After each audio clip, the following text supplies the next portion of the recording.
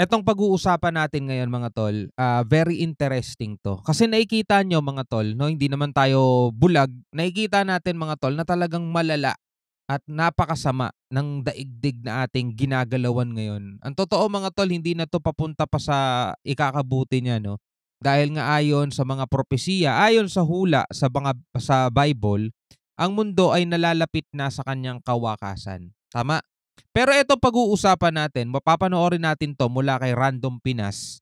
Ito daw yung pinakamasamang taon sa ating history. 536 AD o after death ba ang meaning ng AD? Correct me if I'm wrong na lang mga tol ha. Ibig sabihin wala na ang Panginoong Hesukristo rito sa lupa. 536 years na ang nakalipas, no? Pinakamasamang taon sa ating history mga tol. Yan ang pinakamasama. Ibig sabihin mas masama pa kung kukumpara natin sa panahon natin ngayon mga tol. Alamin natin kung anong klaseng gaano kasama at paano naging masama mga tol itong panahon na 'to, 536 AD. No? Sama-sama nating alamin 'to, bigyan natin 'to ng komentaryo, reaksyon at opinion mula rito kay Random Pinas. Huwag mong kalimutan mag-subscribe sa kanyang YouTube channel, nakalagay po ang link sa ibaba. At kung bago ka pa lang dito at trip mo yung mga ganitong klaseng reaction video and commentary, huwag mong kalimutan mag-subscribe. Click mo na rin ang notification bell para ma-notify ka pag may mga bago tayong reaction video tulad nito. Huwag na natin patagalin pa. Panoorin na natin to mga tol. Taong 2020 na siguro ang pinakamasamang taon na naranasan ng karamihan sa atin. Taon kung saan kumalat ang misteryosong coronavirus mula sa China. Milyon-milyong buhay ang kinuha ng pandemyang ito. Kinulong tayo sa ating mga tahanan, pinahinto ang galaw ng buong mundo, at bumago sa klase ng ating pamumuhay. After 100 years from 2020 mga tol, magiging kwento na lang din yan. Tulad nung 100 years na nakaraan na naranasan to ng mga tao dati na nagkaroon din ng virus sa kanila mga tol. So ang maganda nun, no, tayo mga nabubuhay ngayon, inabot natin yung history na yan, part ng history na yan, 2020. Naranasan natin yan kasi posibleng ito ay maranasan ulit ng mga tao 100 years from now. Wala na tayo sa mundo nun mga tol. Pero magiging kwento na lang ang lahat ng yan. Yung mga video sa YouTube, yung mga balita, mapapanood nila yon mga tol. May ilan sa atin hindi lang COVID ang naranasan, kagaya ng 108 years old na si Ana Del Priore. Bukod sa COVID, naranasan din niya ang Spanish flu noong 1918. O diba? 100 years old na siya. 2 pandemic ang naranasan niya o epidemic. Na siyang pumatay ng 20 hanggang 50 milyong katao sa buong mundo. Para kay Ana, mahirap masabi ko anong pinakamasamang taon sa dalawang yan. Pero alam mo ba na sa ating history may mas masamang taon pa sa taong 1918 at 2020? Isang medieval scholar na si Michael McCormick at ang kanyang team sa Harvard ang nakahanap ng isang taon sa nakaraan na makukonsiderang pinakamasamang taon sa ating history. Hindi mo gugustuhin mabuhay sa taong iyon. Buti na lang. At ang taong yan ay ang 536 AD. Buti na lang, di tayo pinanganak sa taong yan.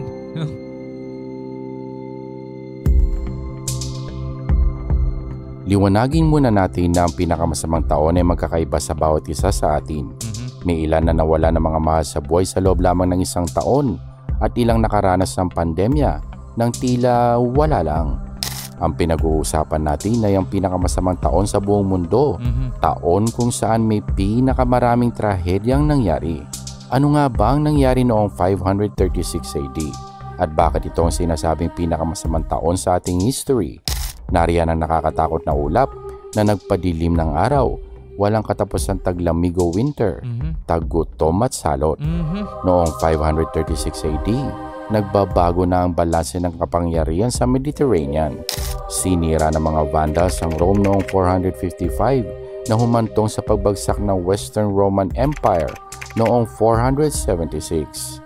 530s, nagpadala ng mga sundalo sa Italy si Justinian I, isang Byzantine emperor, para kuning muli ang mga nawalang teritoryo. Ngunit may kakaibang nangyari. Nagdilim ang mundo. Spring ng 536, nagdilim at lumamig ang Northern Hemisphere at ang sangkatauhan biglang nauwi sa pinakamasamang taon para mabuhay. Hindi ito ordinaryong taglamig. Ang kadiliman hindi normal. hindi gaya ng mga madilim na ulap dahil sa tagulan. Nagresulta ito sa pinakamatinding climate cooling sa Northern Hemisphere sa huling 2,000 taon. Grabe. Sa loob ng 18 months, nagdilim ang mundo. May misteryosong fog ang kumalat sa Europa, Middle East at ilang parte ng Asia. Lumalabas pa rin ang araw, ngunit halos buong araw itong natatakpan ng misteryosong fog na nagresulta sa pagbaba ng temperatura ng 2.5 degrees Celsius. Tila maliit na pagbabago lamang ito, ngunit malaki ang epekto nito sa mga halaman. Ang matinding fog at mas malamig na temperatura ikinamatay ng mga pananim. Dahil dito, ang mga tao nagkakasakit, sinubukang mag-migrate, nauwi sa ilang gyera, milyon-milyon ang namatay. Ang mundo nauwi sa literal na Dark Age na may malaking epekto sa kapaligiran, agrikultura at lipunan. Palaisipan nito sa mga taong nabubuhay ng mga panahong iyon at hindi sila napigilang isulat ang kakaibang nangyayari sa mundo. During this year, a most dread portent took place, for the sun gave forth its light without brightness, and it seemed exceedingly like the sun in eclipse. For the beams it shed were not clear. Sinulat yan ng historian na si Procorpius at parehas yan ng pakiramdam ng mga taong nakaranas ng dark cloud sa mga panahong iyon. Isipin mo ang gagawin mo sa mga panahong iyon kung saan walang access sa modernong komunikasyon, walang access sa modernong siyensya, biglaan na lamang dumilim, bumaba ang temperatura, ang mga pananim mo ay nangamatay. Yung tipong walang makapagpaliwanag kung ano man ang nangyayari sa daigdig. Di ba unlike ngayon mga tol, may mga napapanood na tayo mga balita, nag-e-explain sila kung ano ang mga kaganapan na nagaganap. Dito talagang as in wala, no? Blanco silang lahat, tapos wala syempre silang komunikasyon. So pag hahanapin mo yung kamag-anak mo, talagang gagalugarin mo yung buong lugar para makita mo siya. Tas labanan nito mga panahon na to mga tol. Di ba napakagulo nun? At nagsimulang magdusa ang mga tao sa paligid mo. Paano mong maintindihan kung anong nangyayari? Michael the Syrian, isang Byzantine, ito ang kanyang isinulat. The sun became dark, and its darkness lasted for 18 months. Tagal nun. Each day it shone Pero mo lagpas sa isang taon, ganong katagal dumilim. for about 4 hours, and still this light was only a feeble shadow. Isinulat niya ang mga prutas hindi nahihinog at ang mga alak lasang maasim na ubas. Si Cassiodorus, isang Roman statesman, ang sumulat ng pinakadetalyadong account sa salitang Latin. Ayon sa kanya, mahina ang sinag ng araw, walang anino, nakaranas sila ng hindi napapanahong tagtuyot, naghalo-halo daw ang panahon. Inilarawan niya ang kalangitan na may halong kakaibang elemento. Sa China, umulan ng alikabok. Sa 6th century chronicle ng Nanshi, pinangalanan ng kakaibang weather phenomenon na ito bilang Hui na ang ibig sabihin ay dust. Kahit panahon ng summer ang August, nag-snow sa China. Ang catastrophe umabot hanggang Peru kung saan winasak ng misteryosong climate event ang sibilisasyong Moche. Mga mangingisda sila, nakapag-develop ng advanced irrigation system, kaya't nakakapagpatubo sila ng iba't ibang klase ng pananim. Pero noong 536 AD, dahil sa misteryosong weather event, uminit ang tubig, namatay ang mga isda, nagkaroon ng mga pagbaha na nakasira sa kanilang irrigation system. Habang nagdidilim dahil sa kawalan ng araw, nagsimulang kumapal ang hangin. Isang makapal na hamog ng alikabok ang bumabalot sa halos lahat ng bahagi ng mundo. Ang epekto naramdaman mula Constantinople hanggang Peru, mula Ireland hanggang China. Ano kaya yan? Kahit hindi alam kung anong dahilan, alam ng mga taong may hindi tamang nangyayari. Abangan natin, baka mamaya may explanasyon kung anong naganap noong 536 AD. Ang mga written accounts tungkol sa mga paminsalang taon na ito, madaling mapagkamalang ancient myth lamang.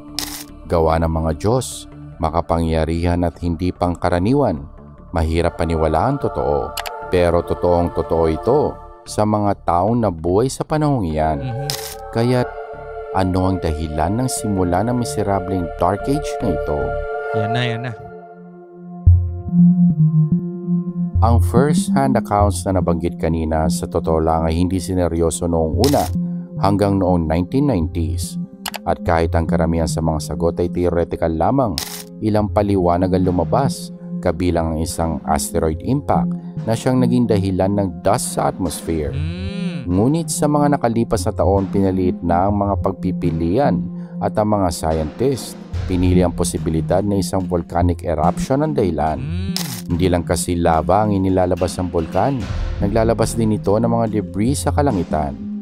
Ang hypothesis ng mga researchers ay ang eruption. Pero para sa 18 months at saka para sa buong mundo, nagbuga ng malaking amount ng ash sa ating atmosphere na naging dahilan ng mass destruction at nagtulak sa mga tao sa Dark Age. At habang kumakalat ang ash sa kalangitan, natatakpan ng radiation ng araw at ang atmosphere maaaring lumamig ng ilang taon. Malaki ang epekto nito sa mga pananim na kailangan ng sunlight at thawed ground para mabuhay. Sa totoo lang, ang ilang summer cooling events sa Northern Hemisphere sa loob ng 2,500 years, puro volcanic eruption ang dahilan.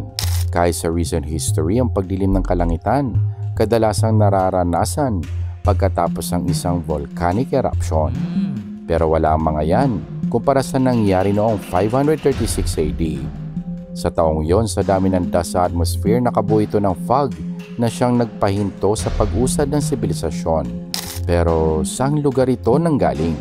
Ang mga ancient historians gaya ni Procorpius hindi na makikita kung paanong ipapaliwanag ng siyensya ang kanilang mga historical accounts. Pero ang totoo, kung wala ang kanilang mga isinulat, ni hindi magkakaroon ng atensyon. Ang taong 536 AD, may ilang physical evidence na makakatulong sa investigasyon. Ang mga spiral na hugis sa loob ng isang puno, accurate na mapa yan ng global climate sa ating history. Ang mga tree rings na yan makakapagsabi ng klase ng ulan at temperatura libu-libong taon sa nakaraan. Gamit ang mga yan, malalaman natin ang ilang abnormalities sa nakaraan. Sa mga tree ring samples na nakuha sa iba't ibang panig ng mundo, makikita na noong 536 AD, may mas malamig na temperatura, mas maraming ulan, at tagtuyot sa ibang panig ng mundo. Kaya't ang mga accounts ni Procorpius at iba pa, kinukumpirma ng mga puno. Kung ang mga puno na nakasurvive sa ilang climate irregularities sa loob ng ilang siglo ay nagpapakita ng mga senyales ng paghihirap, paano pa kaya ang mga taong nabuhay noon? Ano kayang paghihirap ang binigay nito sa mga pananim na gaya ng mga wheat o palay? Sa Gaelic Irish Annals, sinabing, failure of bread in AD 536. Isa yan sa unang mga senyales na may sa katatandaan natin noong mga panahon na yan, wala pang mga instant food. Diba? Lahat dyan talaga may proseso pagluluto at paggawa. Ultimo noodles, hindi ka pwedeng bumili. Basta katulad sa panahon natin ngayon, diba? Nung nagkaroon ng pandemic, pupunta lang tayo sa mga grocery store, pipila ka syempre, pero may mabibili ka. Diba? Nung una, nagkauubusan talaga, pero nagkaroon din ng pagkakataon na nakakabili ang bawat isa. Pero noong mga panahon na yan, mga tol, kung gusto mong gumawa ng tinapay, ikaw magbe-bake. Diba? 536. Isa yan sa unang mga senyales na may malakihang panahon ng taggutom ang darating. Pero para maintindihan natin kung bakit 536 AD ang pinakamasamang taon para mabuhay, kailangan natin ng iba pang impormasyon bukod sa mga naibigay ng mga puno. Ang mga ice core samples naglalaman ng mga air particles magmula pa noong unang magkaroon ng yelo. Sa kaso ng sakuna ng 536 AD, ang mga ice cores nagpapakita ng sulfur particles na bumagsak sa Earth na siyang humalo sa polar at glacial ice. Ang ice naglalaman ng natural disasters at human pollution na nagsisilbing record para maintindihan ng tao at natural causes na humantong sa mahalagang parte ng ating history. Kumuha ng mga ice cores sa Greenland at Antarctica ang mga researchers at nakakita ng sulfate deposits sa taong 536 AD. Ang ebidensya ng acidic dustfall ang naging sagot sa tanong na kung ano ang inilalarawan ng mga historical accounts ng 536 AD. Pero anong bulkan ang responsable sa pangyayari? Noong una, ang itinuturo ay bulkan sa Latin o North America, ngunit isang grupo ng mga scientists mula sa Harvard ang nag-conclude na malamang ay bulkan ito sa Iceland. Early 536 AD ito nangyari at kumalat ang ash sa Northern Hemisphere. Sa pagtunaw ng ice cores at pag-analyze ng tubig mula dito, naikumpara at tumugma ang ice core data sa 3-ring data. Dahil dyan nalaman ng mga scientists na talagang may nangyari sa taong iyon at malaki ito para magbago ng global climate patterns. Kung nabubuhay ka ng taong iyon, normal na mamamayan ka man o isang leader na nagpapalawak ng teritoryo, hindi mo naiintindihan kung bakit nagdilim ang kalangitan. Wala kang paliwanag sa pinagdadaanang pagdurusa. Nabigyan man ng sagot ng modernong siyensya ang misteryong ito, hindi nito nabawasan ang paghihirap ng mga taong nakaranas nito. Tama. At kahit ang 536 ang pinakamasamang taon, ito rin ang naging simula ng pinakamasamang era sa human history. Galing, no? Galing ng paliwanag na yon.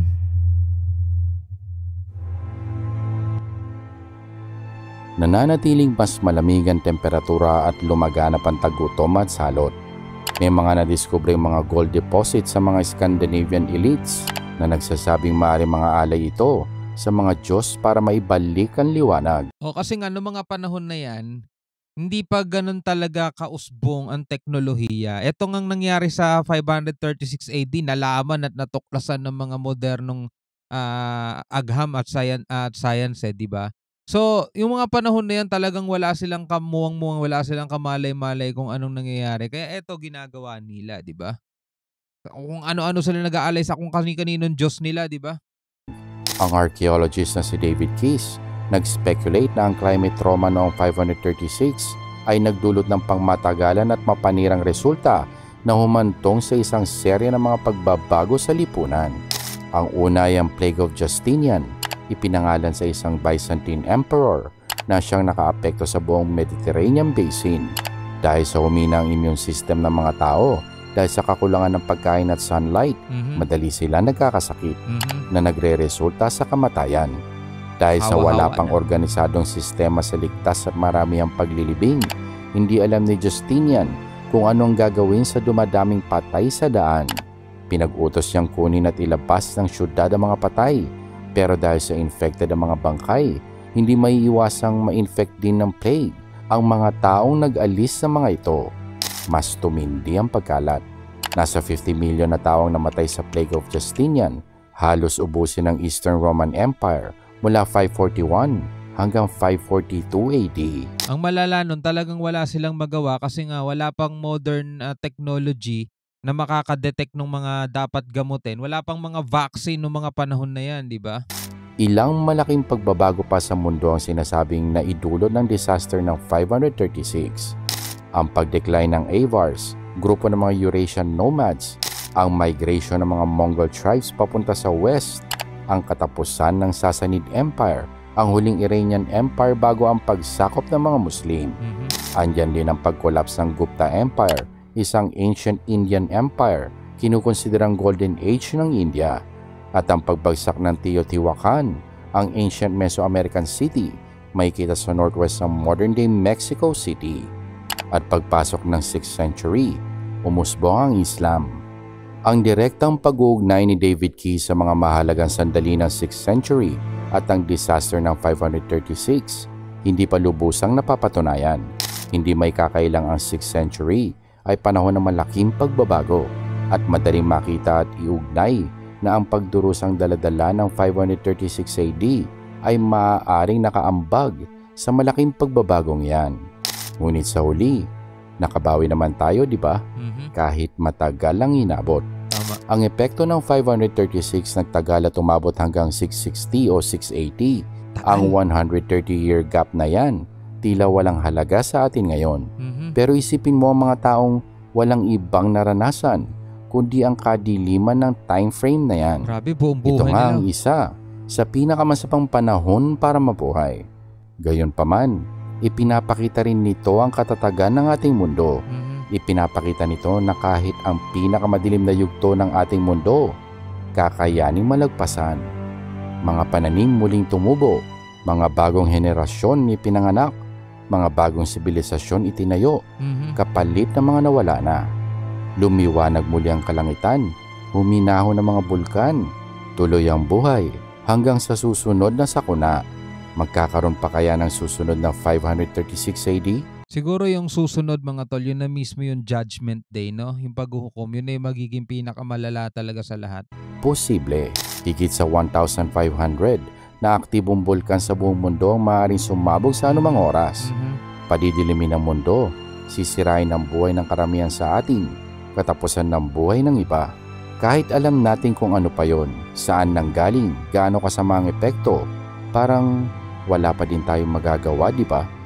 May ilan siguro sa ating magsusulat, magre-record ng voice note o video, ilalarawan ng kadilimang nararanasan, mag-iiwan ng mga tala sa kung ano ang pakiramdam ng mabuhay sa pinakamasamang taon. At sa hinaharap, may makakadiskubre niyan, ikukumpara sa mga scientific samples para malaman ang katotohanan tungkol sa ating mundo. Hindi, meron na tayo ngayon yan eh. Malalaman na rin natin ngayon eh, mga nagputukang bulkan.